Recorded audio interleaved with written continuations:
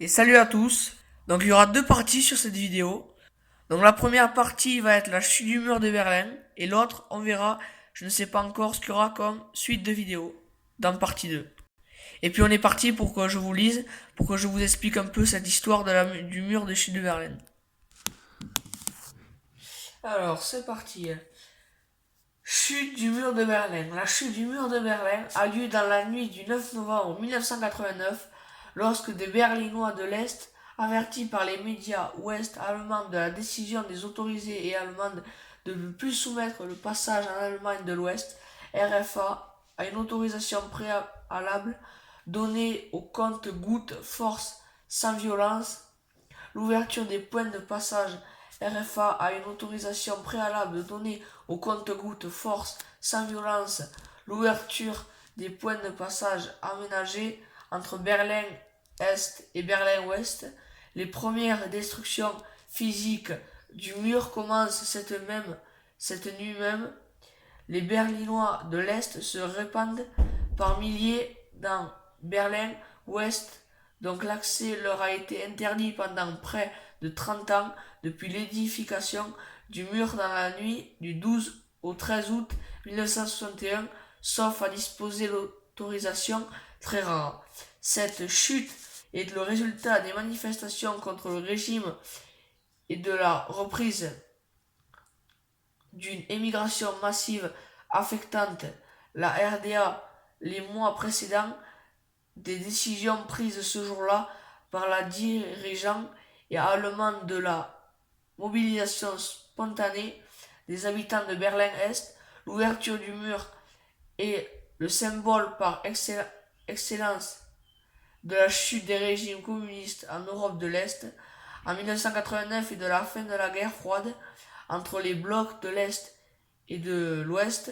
Ces événements est une étape symbolique et capitale de cette période de l'histoire récente de l'Allemagne, le plus souvent appelée Die Wende, le tournant ou Die Friedliche Révolution, la révolution pacifique, rendue possible par la nouvelle politique de l'URSS vis-à-vis des pays de l'Est instaurée par Mikhail Gorbatchev depuis 1985 et qui aboutit à la réunification de l'Allemagne le 3 octobre 1990.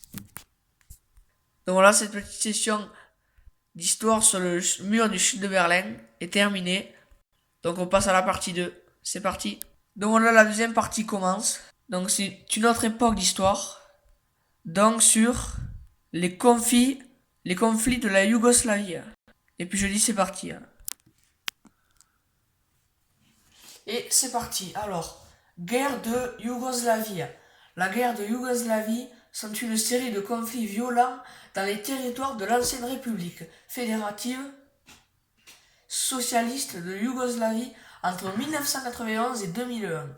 Deux séries de guerres se succèdent affectant les six républiques de la défunte République fédérative socialiste de Yougoslavie.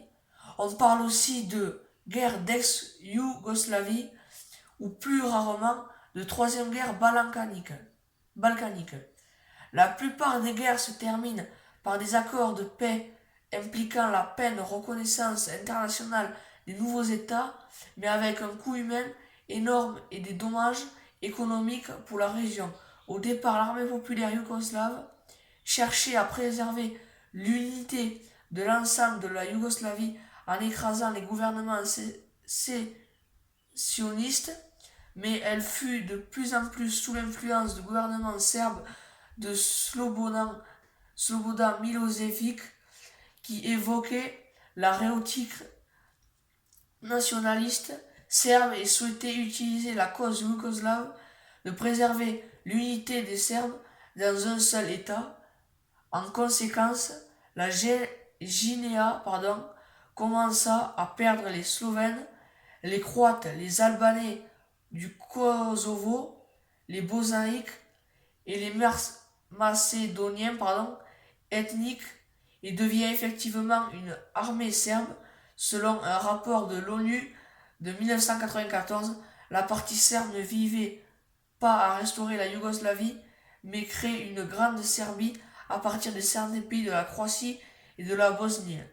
Kosovo, bien qu'elle a été abandonnée à la suite de la diplomatie internationale et la grande croissance de certaines parties de l'Herzégovine, jusqu'à 1994, lorsque l'accord de Washington le conclut, souvent décrite comme les conflits les plus meurtriers d'Europe depuis la Seconde Guerre mondiale.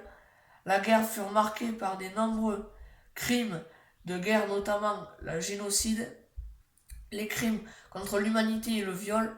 Le génocide bosniaque fut le premier crime européen à être officiellement jugé à la nature